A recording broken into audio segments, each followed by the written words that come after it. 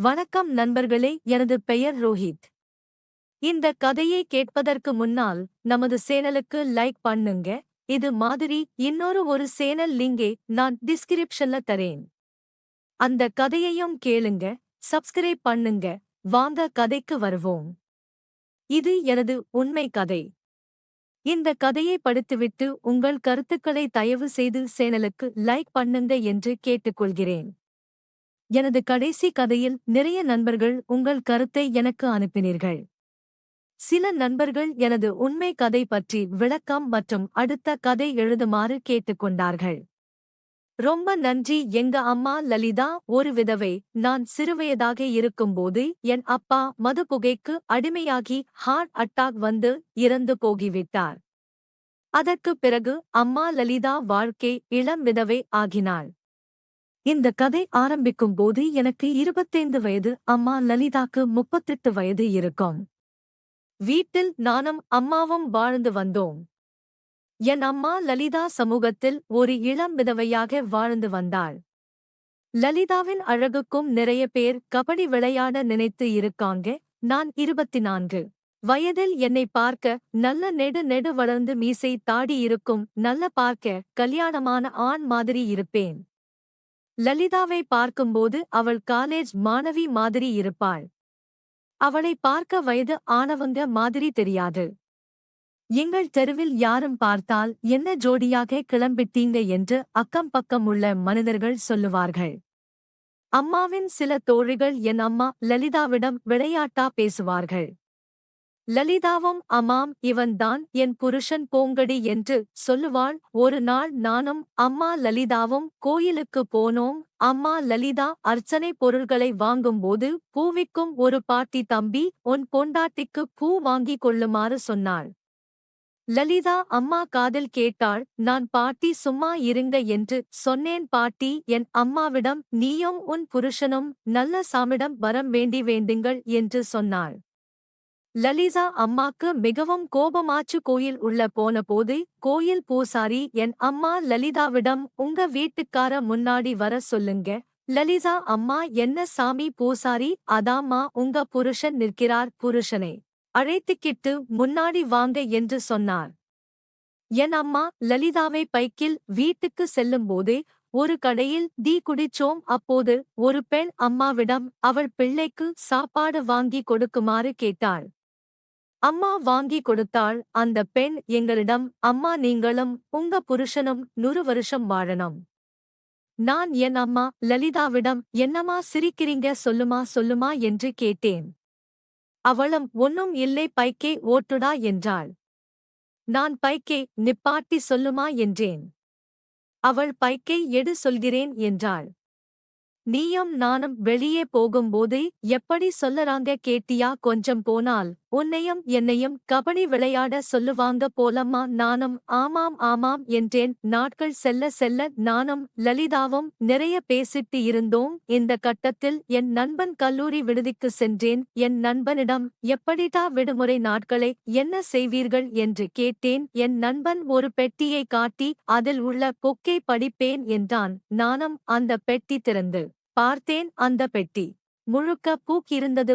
முதலில் அந்த புக்கை பார்த்தபோது அதை படிக்க வேண்டும் என்று நானும் என் நண்பனிடம் ஒரு புக் கொடுக்குமாறு கேட்டேன். அவன் பெட்டியில் இருந்து எடுத்து கொள்ளுமாறு சொன்னான். அப்போது எப்படி கபடி விளையாடுவது என்று இருந்தது. அந்த புக்கை எனது பேக்கில் வைத்துக் கொண்டு வீட்டுக்கு வந்துவிட்டேன். அந்த புக்கை நான் வீட்டில் எடுத்து பார்த்தபோது நல்ல பிரிண்ட் புக். அது லலிதா அம்மா கிட்ட நான் ஹாலில் படித்துவிட்டு வருகிறேன், நீங்கள் உறங்கிக் கொள்ளுமாறு சொன்னேன். லலிதா சென்று தூங்க ஆரம்பித்தாள். புக்கை படிக்க ஆரம்பிச்சேன். படித்துவிட்டு மணியை பார்த்தபோது விடிய காலை மணி 4. என் குடிகார அப்பனை கெட்ட வார்த்தை சொல்லி திட்டினேன். என் லலிதா வாழ்க்கை இப்படி ஆற்று என்று அப்போது என் குடிகார அப்பனுக்கு நன்றி சொன்னேன். என் அம்மாவை விட்டு அவர் இறந்தார். அந்த இரவில் விடிய காலை முடிவு எடுத்தேன், அம்மாவை கபடி விளையாட வைக்க வேண்டும் என்று. ஆனால் எந்த பஜனையும் செய்யாமல் சில மாதங்கள் கடந்து போகிவிட்டது. ஒரு கட்டத்தில் எனது கல்லூரி ஆயுத பூஜை, சரஸ்வதி பூஜை முன்னிட்டு விடுமுறைக்கு நண்பர்களுடன் கொடைக்கானல் சென்றேன். கொடைக்கானலில் எனக்கு சந்தோஷம் இல்லை. அவளை நினைத்து கொண்டு இருந்தேன். அம்மா லலிதா வீட்டில் என்ன செய்வாள் என்று மனம் நினைத்து கொண்டு இருந்தது. ஏண்டா கொடைக்கானல் வந்தோம் என்று மனம் குழம்பியது. ஒரு நாள் கடந்து அடுத்த நாள் விடிய காலையிலே கடும் கொடைக்கானல் குளிரில் கனவில் என் அம்மா லலிதா நானும் அம்மாவும் கபடி விளையாடுவது போல் இந்த கனவு என் லலிதா கூட கொடைக்கானலில் மெய்யாக ஆகாத என்று அடுத்த நாள் கொடைக்கானலில் இருந்து வீட்டுக்கு வந்தேன். என் லலிதாவை பார்த்தபோது எனக்குள் அவ்வளவு சந்தோஷம். களைப்பில் குளித்துவிட்டு சோபாவில் அமர்ந்தேன். என் புத்தக பெட்டி திறந்து பெட்டியில் உள்ள எல்லாம் புத்தகமும் மஞ்சள் குங்குமம் வச்சி பூஜை செய்து இருந்தது.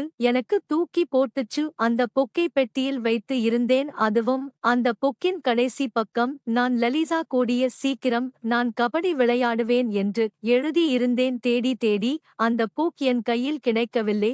அம்மா லலிதாவிடம் எப்படி கேட்பது? கொஞ்சம் என் சிந்தனையில் அவள் புக்கை படித்து இருப்பாளோ? நானும் என் மனதை தைரியப்படுத்து கொண்டு இருந்தேன். அவளும் என்னிடம் எதுவும் கேட்கவில்லை. அடுத்த நாள் காலை ஆகிவிட்டது. காலையில் அம்மா லலிதா என்னிடம் வயிறு வலிக்குது என்றாள். மதியம் அம்மா லலிதாக்கு அதிகமாக வயிறு வலிக்குது என்று சொன்னாள். எனக்கு கஷ்டமாக ஆச்சு. உடனே அம்மாவை ஒரு பெரிய மருத்துவமனைக்கு அழைத்து சென்றேன். அவள் கைகளை பிடித்து கொண்டு சரியாகிவிடும், தைரியமாக இருங்கள், நான் உங்களுக்கு இருக்கிறேன் அம்மா என்ன கைகளை பிடித்து கொண்டு அழுதாள். கடைசியா மருத்துவமனைக்கு வந்தோம். மருத்துவமனையில் உள்ள மருத்துவமனை நர்ஸ் என்னிடம் என்ன ஆற்று சார் என்று கேட்டாள். அவரிடம் வயிறு வலிக்குது என்றேன். மருத்துவமனை சீட்டில் உங்கள் மனைவியின் பெயர் சொல்லுங்க. நானும் லலிதா என்று சொன்னேன். லலிதா அம்மா என் கைகளை இறுக்க பிடித்தாள். மனைவியின் பெயராக அவளை சொன்னபோது உங்க பெயர் சொல்லுங்க சார் என்றாள். என் பெயர் ரோஹித் என்று சொன்னேன். அந்த சீட்டை கொடுத்தாள்.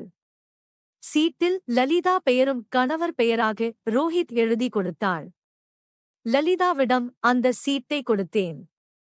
அதை பார்த்துவிட்டு கண்களில் அழுகையும் தெரிந்தது. நர்ஸ் வந்து சார் ஜெயந்தி டாக்டர் வந்துட்டாங்க, உங்க மனைவியை உள்ள கூட்டிட்டு போங்க என்றாள். டாக்டர் ரூமுக்கு சென்றவுடன் லலிதாவிடம் டாக்டர் சொல்லுங்க உங்களுக்கு என்ன பண்ணுது மிஸ்ஸஸ் லலிதா ரோஹித் என்று கேட்டாங்க. டாக்டரும் எங்களை ஒரு நல்ல கணவன் மனைவியாக எங்களை பார்த்தார். டாக்டர் லலிதாவை ஸ்கேன் எடுத்து பார்த்தார்.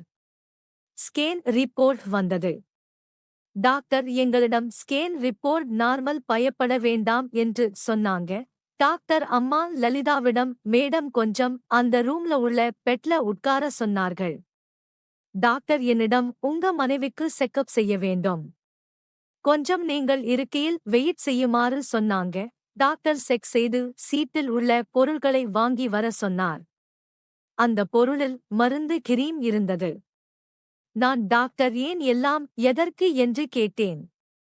என்னை கொஞ்சம் வெயிட் பண்ணுங்க என்று சொல்லிக்கொண்டு நர்ஸ் கொஞ்சம் வாங்க என்று இருவரும். டாக்டர் ரூமை விட்டு வெளியே வந்து என்னை கூப்பிட்டு டாக்டர் என்னிடம் உங்க மனைவியிடம் ஸ்கேன் பண்ணணும் என்றார். கடைசியாக சம்மதிக்க வச்சு ஸ்கேன் செய்து பார்த்தோம்.